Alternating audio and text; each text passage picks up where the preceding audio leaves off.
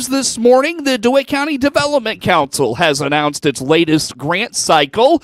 The University of Illinois Extension is making a 4-H showbook webinar available online for local 4-Hers. Details on that come up in news this morning. And finally, a Central Illinois lawmaker is joining with Republican colleagues to bring forward nuclear legislation in Illinois. Those stories next in news. We stream to Facebook and YouTube, brought to you by Peterson Insurance, your Pekin Insurance agent in Clinton. The Friends of the Warner Library's annual book sale is this Friday and Saturday. The spring book sale takes place starting Friday from noon to 7 p.m. and Saturday from 9 a.m. to 3 p.m. Katrina Held with the Friends of the Library indicates they expanded the Friday hours this year. Friday, April 11th. It is from noon to 7 on Friday now. That gives more flexible hours for shoppers with day jobs. So we wanted to extended hours on Friday. And then Saturday, April 12th from 9 to 3. And our famous $1 a bag, that's on Saturday. So bring your bag, fill it up for $1, even DVDs. Whatever we got, if it's in the room, stuff it in your bag for $1. Books, DVDs, CDs, we just got a huge donation of DVDs, and sometimes there's Blu-rays slipped in there too. Those are $1. We don't care. We just want to give people a good deal, and we got a big donation CD collection as well. And it's got a lot of good stuff, a lot of modern rock, a lot of musicals, and a huge blues collection in this CD thing too. It's $1. And physical media is making a comeback. Those streaming services keep taking things away, so come get your physical media. According to Held, the book sale will include the $1 a bag sale on Friday, as well as deals for educators and homeschool families. We've got all genres you can think of. They come from community donations and when the library has to rotate their collection around. But we get donations all year round. People making room. They got to move. They don't want to move books. Books are heavy to move. Leftovers from yard sales. People just get done with a book and they just put it back to the library. But our $1 a bag sale on Saturday, and we're continuing our educator discount. So if you're any kind of educator, public, private school, homeschool, doesn't matter. Friday, you will get that $1 a bag price, and then Saturday you get 2 bags for $1 because we've got a lot of nonfiction and your kids' books too. Director of the Warner Library, Bobby Perryman, indicates the Friends of the Warner Library have always been great supporters of them. Their efforts help fund the annual summer reading club and other upgrades within their walls. So they always make a donation for summer reading, as I said, which really helps with our programming and our prizes and our big prize drawings that are always very popular.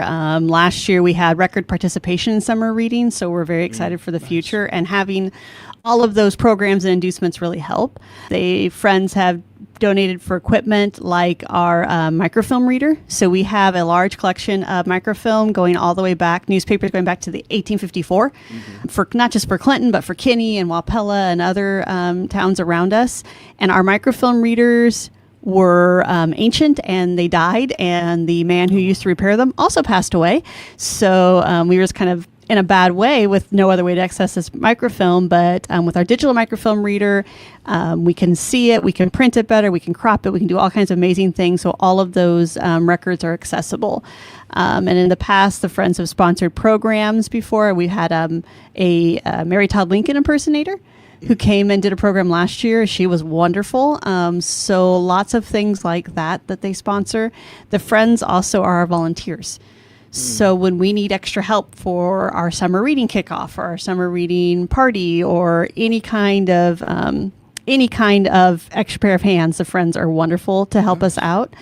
And the dealing with donations is a big deal because we get a lot of them, and we just don't have enough staff or enough staff time necessarily to sort all of these donations, especially since we need to be running the library. So having the Friends come in and volunteer and sort through them and, get rid of the moldy textbook from 1975 nobody is interested in, and actually sort out the things that are good for us to add to our collection or to sell is a huge help. Proceeds from this year's spring book sale will help fund what Held calls the biggest project in the history of the Friends of the Warner Library. We'll have more on that tomorrow right here on Regional Radio. Again, the book sale is this Friday and Saturday. Learn more by finding the Friends of the Warner Library on Facebook. You can also follow along with all all things Warner Library by visiting vwarner.org or find them on most any social media platform. News time, 13 minutes after 7 o'clock here on this Tuesday. Still to come later this morning in sports, a bevy of high school baseball and softball action yesterday. Maroa-Forsyth, Argenta-Oreana, Normal Community, Normal West among the winners in baseball action. Argenta-Oreana, Maroa-Forsyth among the winners in softball. And Monticello's 8-game winning streak to start the season on the softball diamond comes to an end yesterday as well. Those stories later in sports. DeWitt County business leaders will want to take advantage of the latest round of grant funding from the DeWitt County Development Council. On the WHOW Morning Show Monday, Kurt Homan, executive director of the DCDC, told Regional Radio the application deadline for their latest grant cycle has been moved back to April 21st. We are in the midst of a new grant cycle. Our application, I think we mentioned an application deadline of April 18th, but looking at the calendar, I see that's Good Friday. So we're actually going to extend that to April 21st will be our application deadline. We do have a few in already and look forward to getting some more, and I'm sure that we will. I know there's a lot of people like me, whatever date that it is, that's the date they get turned in. So, gotcha. It's just a lot of times they all come in that last 1 or 2 days. But yeah, this cycle we have $10,000 that we're glad to be able to distribute. Most often those get distributed to multiple businesses. And we want to see what businesses are doing, and we want to help out if we can, for sure. Similar to previous cycles, Homan explains the DCDC likes applications that have to do with business improvement in some way. He notes the funds may not be used for operational expenses. So pretty similar to grant cycles before, the judges always like projects that are going to improve the business in some way, help them sell more, help them be more efficient. The funds cannot be used for operating expenses. So, you can't say, hey, I want to pay my liability insurance ahead for a year. We don't look at those things, but equipment's good, marketing's good, construction, we've seen those types of projects as well. So gotcha. Anything that's going to make the business sell more is what we're interested, or operate more efficiently, or hire someone new, or something along those lines. Gotcha. That's what we're looking for. When it comes to applying for the grant, Homan says you can find the application at their website and emphasizes the application should be detailed on the plans and finances of the business. A couple things. And first of all, I do want to tell people where to get the application. It is on our website. We've talked before, our website is in the process of a remodel. And in the process of that new website coming out, we lost our ability to change the old website. So we probably will release that new one in the next couple weeks. But in the meantime, there is a grant application that is on our website, and it has the last cycle date of last year. It is the exact application, and that's the one that needs to be used. Even though it has a September or October deadline, whatever that was from last year, people need to go in there and click on that and get to it. But in the application, it asks for some detailed information, certainly detailed information on the project. That's by far the most important thing. And then we do also ask for some financial documentation. Essentially, we need to make sure that business is going to be, around in the short term. I mean, short to midterm. Yeah, sure. So we don't want to grant a business some money and 6 months later they're not operational. So there's some financial requirements as well. But the primary thing that we need to see is what they're going to use the money for and how that's positively going to affect their business. Okay. If the DCDC is interested in your project, they'll bring you in for an in-person interview. Homan explains the process is quick and painless. So ultimately, I compile them. I make sure we got everything that we need, and then we call our businesses back for about 5 or 6 of those. So depending on how many we get, if we get 30, we're narrowing it down to 5 or 6. If we get 6, most likely we're going to bring all 6 in. But they come in for an in-person pitch, an in-person presentation to our judge panel. And we are looking at May 1st, but that is not 100% set in stone. Okay. if a business gets called in, that there's no guarantee that they get any money. It's really the businesses that get called in make the presentation, and that helps the judges differentiate between $0 and $10,000, how much that business is going to be awarded. Okay. So gotcha. So there is an in-person presentation. It's pretty short. It's pretty painless. For people that are worried about it, don't be. We make it very painless. We just want to know what's going on with the project. If you're interested in applying for the latest DCDC grant cycle, visit dcdc-illinois.net. And again, that application deadline is April 21st. 18 minutes after 7 o'clock here on this Tuesday morning. Still to come this morning, a Central Illinois lawmaker is joining a trio of Illinois Republican lawmakers to propose nuclear energy legislation. That story still to come this morning in news. Show books are a big part of competing as a 4-H'er. On the WHOW Morning Show Monday, Kendra Wallace, 4-H coordinator for the University of Illinois Extension in DeWitt, Macon, and Piatt counties, told regional radio there have been changes on how the 4-H show book works. While there is an archived webinar explaining the changes, Wallace recommends you look through the new show book as well. So a lot of the changes came through in the general projects categories, whether that be adding new project categories, removing some categories that just didn't have as much interest, or maybe the curriculum was becoming really outdated and they didn't have any updates for it. So I really highly encourage everyone to first and foremost read through the show book. It's available on our homepage. And if anyone would prefer, we can also do a hard copy. You can contact any of the 3 extension offices for the counties, and our support staff would be more than happy to get a printed copy ready to go.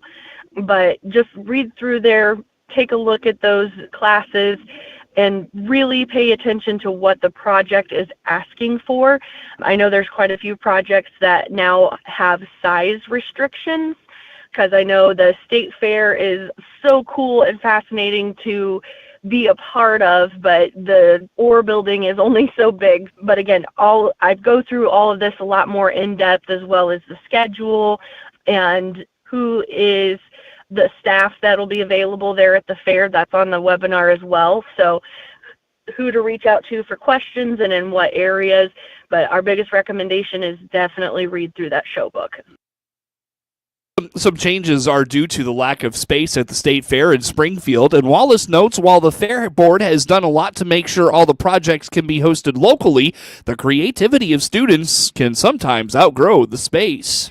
Additionally, Fair Board has done wonderful expansions there at the fairgrounds, so if anybody gets a chance, it's just a big horseshoe style drive, so I encourage everyone to go out and look at all of those new things, new buildings and updates that they've done out there.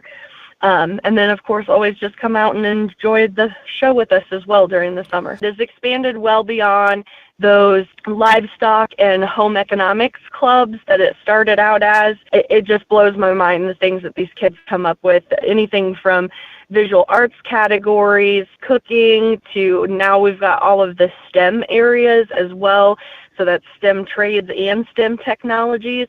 So if you've got anyone that's interested in robotics or drones or any of the new technologies that are emerging, coming out, we highly encourage the kids to take a look at it and see, if what they're learning can be exhibited as well. Find the new 2025 4-H show book and webinar summarizing the changes by visiting go.illinois.edu/DMP. A Central Illinois lawmaker was part of a trio of senators who commented on the condition of the state's power supply and the need for increased generation. Last Thursday, Senator Sally Turner joined Sue Rezin from Morris and Terry Bryant from Murfreesboro in highlighting the issues facing Illinois' power grid and the new role that the nuclear developments should play in shoring up power supplies and keeping costs down for families and businesses. The lawmakers highlighted Senate Bill 1527, which repeals the state's moratorium on building new nuclear reactors, and Senate Bill 94, which ensures data centers owned by foreign adversaries do not put additional strain on Illinois' already overburdened power grid by banning them unless they can provide their own source of energy. So a lot of the changes came My district is home to Clinton Nuclear Plant, a vital part of our local economy and a key source of reliable energy for our state. Nuclear power provides good-paying jobs, ensures that our communities have access to stable, carbon-free electricity. However, Illinois has been slow to embrace new nuclear development, and we need to change that. The demand for electricity is growing at historic pace, driven by advancements in technology and industry. If we want to remain competitive, we must invest in the next generation of nuclear power. Senator Resin's legislation provides a clear pathway to do just that, ensuring that facilities like Clinton continue to be an essential part of our energy landscape. Other states are moving forward with advanced nuclear projects, and Illinois should not be left behind. It's time for us to strengthen our energy independence and position Illinois as the leader it can be in cutting-edge nuclear technology. The Lincoln Republican has filed her own legislation concerning foreign adversaries buying up farmland. She points to Senator Resin's proposed data center bill as a necessity, adding Illinois needs to prioritize its own citizens' energy needs. Additionally, as someone who has filed their own legislation concerning foreign adversaries buying up farmland, I believe Senator Resin's data center bill is a necessity. Just ask yourself this: why would we allow foreign adversary-owned data centers to be a drain on our energy grid? We need to prioritize our state's citizens' energy needs. We need to talk about energy. We need to talk about people's livelihoods. We need policies that help Illinois families by keeping energy costs down and ensuring our workforce benefits from these industries. We must act now to secure our future, and it takes years to permit and build nuclear power plants. So the longer we wait, the further we fall behind, which is why I want to thank Senators Resin and Senator Bryant for their leadership on this issue, and I look forward to working with my colleagues to advance this legislation. The senators are calling on the General Assembly to act swiftly on these bills to address Illinois' growing energy needs and ensure the state remains a leader in nuclear innovation. News time is 25 minutes after 7 o'clock here on this Tuesday. We've got plenty more to come here on the morning show. Baum Chevrolet Buick offers full transportation options while giving you peace of mind. This is Scott Baum from Baum Chevrolet Buick here in Clinton. This is what we do every day. We listen to you, give you options for routine maintenance, major mechanical problems, or collision repairs with a staff that's knowledgeable to find the best option for you. Baum Chevrolet Buick, your full-service dealer. See us at baumchevybuick.com right from the start.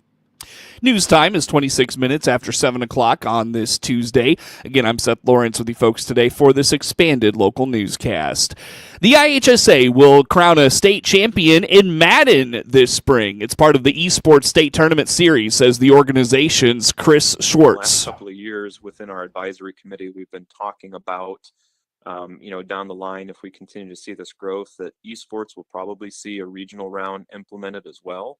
But we're really excited this year because we are adding Madden to one of the games. So you will have a first ever IHSA Madden football state champion crowned this year, which is the first Saturday in May is when that state final takes place. So we're excited to continue to evolve esports and provide again opportunities to sometimes a different demographic of student, and we're just whether it's outdoors or it's gaming, anytime you can provide something where a kid or student can be involved with their school and feel involved with their school. In addition to Madden, the games that we have, some people might be familiar with EA Sports FIFA. So, that would be soccer. So that's kind of the other sports game that a lot of people would probably be familiar with. There's also two different Mario games, one being Mario Kart 8, and then we also have a Super Smash Brothers. There's Rocket League, and some of these games, the nice thing is that you're incorporating not only an individual type game, but then you also have the team games, and you have the teamwork aspect that goes into it. So, we kind of have something for everyone. But it's kind of a refreshing, as I was coming into it. I was a Madden player, not saying I was a great Madden player back in the day, but when I started learning about esports and started, kind of researching some of the things that we're able to offer, I was pleased to see that a lot of these games are familiar. So, when you talk about, Mario Kart and talk about maybe some of the games that people grow up playing. The IHSA Esports Sectionals take place April 26th with the state finals on May 3rd at Evergreen Park High School. News time is 29 minutes after 7 o'clock on this Tuesday. A quick look at this morning's obituaries. 56-year-old Thomas Elvin Belangi of Farmer City passed away Friday, April 4th. Services for 56-year-old Thomas Elvin Belangi will be at 11 a.m. Wednesday at Calvert Belangi Bruce Funeral Home in Farmer City with Pastor Dave Ashby officiating. Burial will be in Oak Park Cemetery in Clinton. The visitation is this evening from 4 to 7 p.m. at the funeral home. Memorial donations can be made to a charity of the donor's choice in Tom's memory. News time, 29 minutes after 7 o'clock on this Tuesday. Coverage of news is brought to you by Baum Chevrolet Buick in Clinton, your Silverado headquarters. We stream to Facebook and YouTube, brought to you by Peterson Insurance, your Pekin Insurance agent in Clinton. A look at local sports is next on the morning show. A bevy of high school baseball and softball to get to. That's all next after local network news and network sports. With SRN News, I'm Rich Thomason in Washington. The Trump administration celebrating a legal victory at the Supreme Court. At issue, the administration's use of an 18th century wartime law to deport illegal aliens, suspected gang members. It's been tough talk from China, vowing to fight to the end after President Trump threatened an additional 50% tariff on Chinese imports. The president says China has been a leader among countries taking advantage of the U.S. through tariffs and non-tariff trade barriers. Looks like Wall Street is poised for a turnaround. Following massive sell-offs prompted by fears of a worldwide trade war this morning, stock futures have been solidly higher. Many overseas markets have been doing better as well as more countries, including Japan, reach out to the Trump administration for trade talks. And right now, Dow futures up 1,118 points. The NASDAQ futures ahead 440 points. More details, srnnews.com. Won't ever look back. With SRN Sports, I'm George Williams. It was an exciting finish in the NCAA Men's Division I Basketball Championship game last night. A 2-point thriller going to Florida over Houston, 65-63. The Gators overcame a 12-point deficit in the game, and it was decided in the last seconds with a defensive stop against the Cougars, keeping them from even taking the game-winning shot at the buzzer. It earns Florida its third national basketball title, the previous two in 2006 and 2007. Turning to the NBA, a couple of games. Kings beat the Pistons 127-117. The Heat were winners over the 76ers 117-105. NHL 5 games. Jets beat the Blues 3-1. Ducks over the Oilers 3-2. Kraken beat the Kings 2-1. Flames over the Sharks 3-2. And it was the Lightning winners over the Rangers by a 5-1 score. This is SRN Sports. In Major League Baseball play yesterday, it was the Orioles over the Diamondbacks 5-1. The Mariners beat the Astros 4-3. Reds shut out the Giants 2-0. Padres over the Athletics 5-4. Tigers beat the Yankees by a 6-2 margin, and it was the Pirates over the Cardinals 8-4. Nationals beat the Dodgers 6-4. Blue Jays down the Red Sox 6-2.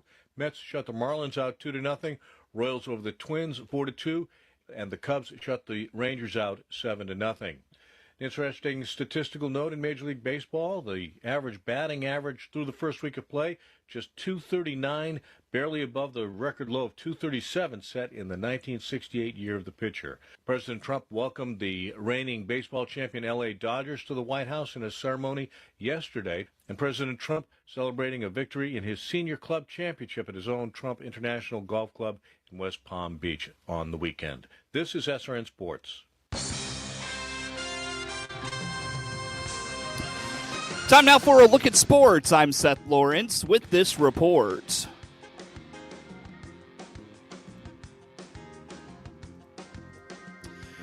Ace Giles struck out 8 across 5 innings of 1-run ball and drove in 2 to lead Maroa-Forsyth over Pena 11-1 in non-conference high school boys baseball action from Pena on Monday. Giles only run allowed was unearned. He issued 2 walks and allowed 4 hits. Tate Brendenberg closed the door on the win with a scoreless inning of relief. Brendenberg was 2 for 4 with a double, 2 RBIs, and 2 runs scored. Giles was 1 for 3 with 2 RBIs and walked twice. Camden Trendler drove in 2 for the Trojans, who used a 4-run 6th inning to go up by 10 and win on a run rule in 6 innings. Mitch Williams finished 3 for 5 with 2 runs scored at the top of the order for Maroa-Forsyth. The Trojans are 5-3 overall. They will host Petersburg Porta on Tuesday to open Sangamo Conference action.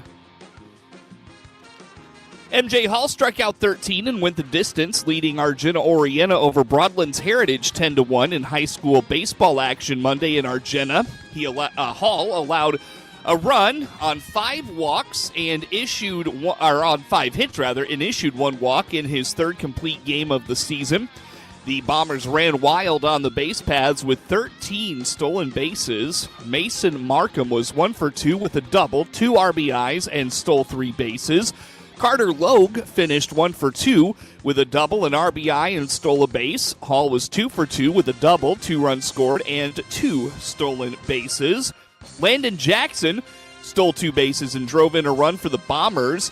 In addition to 13 stolen bases, the Bombers drew 11 walks. Argenta-Oreana is 4-3 overall. They host Fisher on Tuesday. Normal Community brought out the bats on a chilly and windy day in Normal for an easy 18-0, 3.5 inning run rule win over Danville in Big 12 high school baseball action on Monday. The Ironmen started with 5 runs in the first inning. They added 7 more in the second and 6 to close out the game. Drew Stevens hit a 2-run homer in the second inning. Andrew Nauer, Luke Beatty, Chase Hendren, and Holden Baldwin each drove in 2. Nauer doubled twice, and Baldwin and Jacob Engel added doubles. 3 pitchers combined on a 4-inning, 1-hit shutout. Tyler Swanson struck out all 6 batters he faced in 2 innings of hitless relief. The Ironmen are 5-3 overall and go to 3-0 in the Big 12. They will host Champaign Central on Wednesday. Normal West combined for 37 runs in a rare weekday doubleheader sweep of Urbana on Monday in a pair of 15-run rule 3.5-inning wins in Urbana. The Wildcats rolled to a 19-1 Game 1 win, then an 18-0 Game 2 win. In the opener, Chase Newth and Torrin Delary just missed the hitting for the cycle. Newth homered, tripled, and doubled, missing the cycle by a single with 2 RBIs. Delary got the single, but missed the cycle by a home run, adding a double and a triple. Delary drove in 3 and scored twice. Nolan Schultz added a home run and finished with 3 RBIs. In the second game, Newth added another homer, a double, and drove in 3 more. Drew Hart added 2 doubles and 3 RBIs. Chase Reinhardt drove in 3 runs. Ryder Kuhn tossed 3 2/3 innings of shutout ball with 7 strikeouts. With the pair of wins, Normal West is 9-3 overall and 3-1 in the Big 12. They will play at Bloomington High on Wednesday before hosting Bloomington on Friday in more Big 12 action. Argenta-Oreana made quick work of Broadlands Heritage 23-2 in a run rule 5-inning romp Tuesday in high school softball action from Broadlands on Monday. Karma Giles paced a balanced Lady Bombers attack, finishing 3 for 4 with 2 doubles and 3 RBIs. Gracie Manning was 2 for 3 with a triple, 2 RBIs, and 2 stolen bases. Bryn Jones, Piper Jones, and Elisa Armstrong each drove in 2 for Argenta-Oreana. Emmy Reynolds and Lily Manning drove in runs. Lily Manning allowed 2 runs in 4 innings with 5 strikeouts and permitted 4 hits while issuing 3 walks.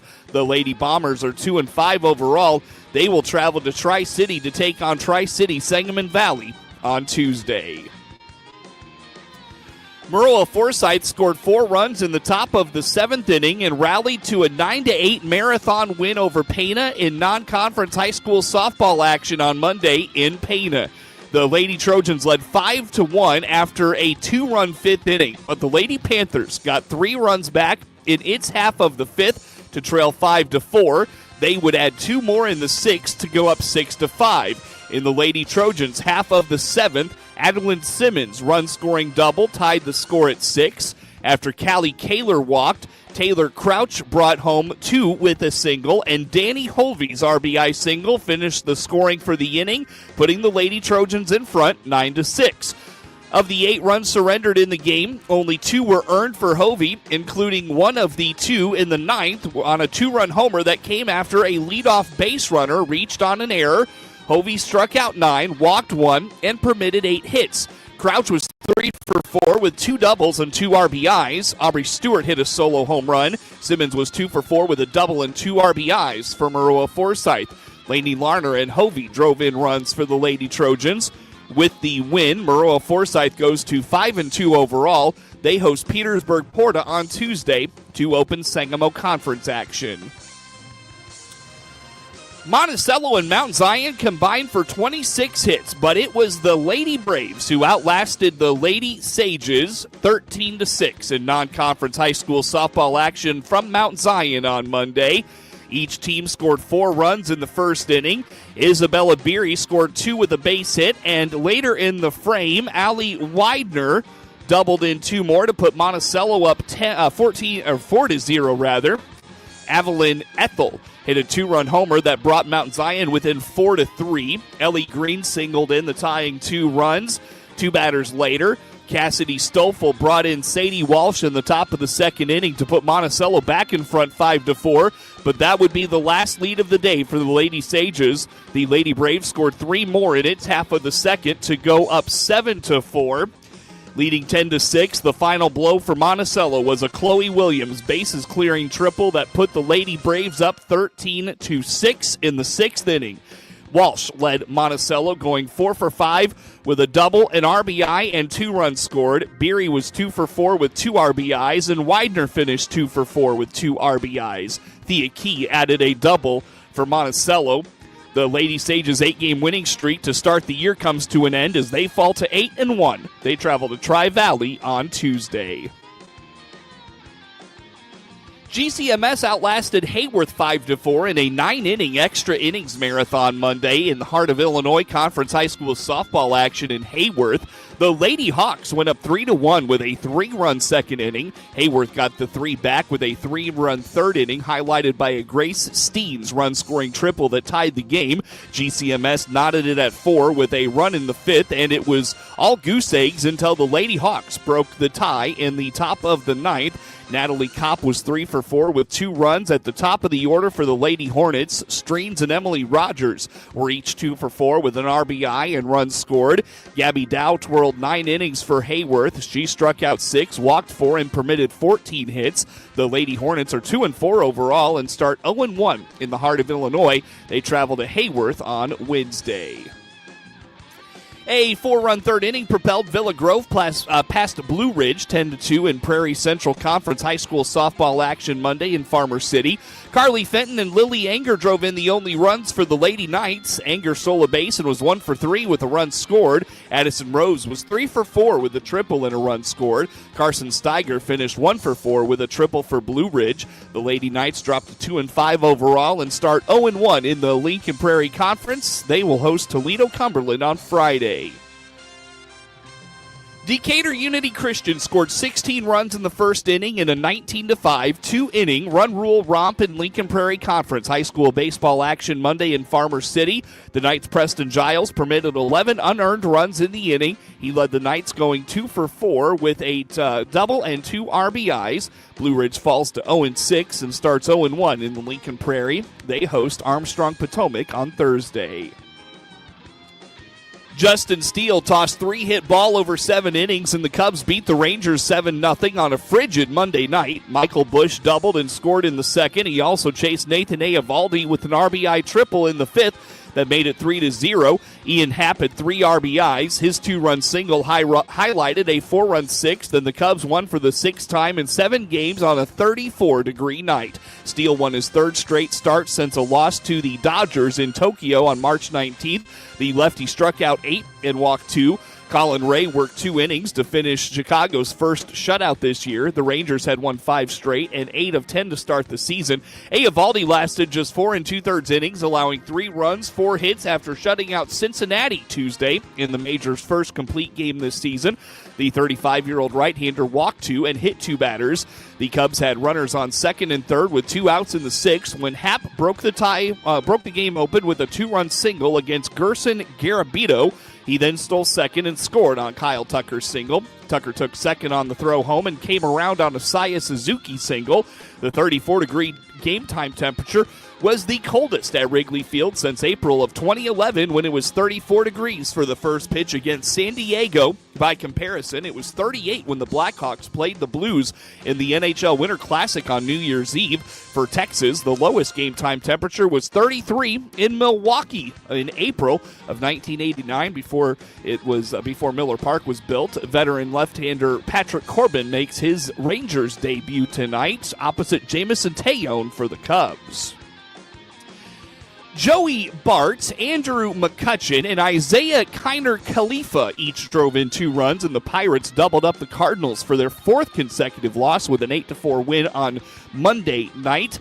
Bart connected in the first inning for his first homer of the season. He also hit an RBI triple during Pittsburgh's 4-run 7th. Pirates right-hander Carmen Molodzinski pitched 5 innings of 1-run ball in his first win as a starting pitcher. He was converted from a reliever to a starter during spring training. Rookie Thomas Harrington pitched 4 innings for his first save in his 2nd career game, helping the Pirates win back-to-back games for the first time this season. Cardinals left-hander Matthew Liberatore struck out 7 in 6 1/3 innings. He was charged with 5 runs and 8 hits. Mason Wynn and Yohel Pozo homered for St. Louis. Pozo was brought up from AAA Memphis before the ball game. He also drove in a run in the 6th for his first homer in his major league debut with Texas in August of 2021. Cardinals right-hander Sonny Gray faces Pirates ace Paul Skeens on Tuesday. Get sports anytime from your computer or mobile device at DeWittDailyNews.com. This is staff meteorologist Jennifer Wojcicki with your regional radio forecast.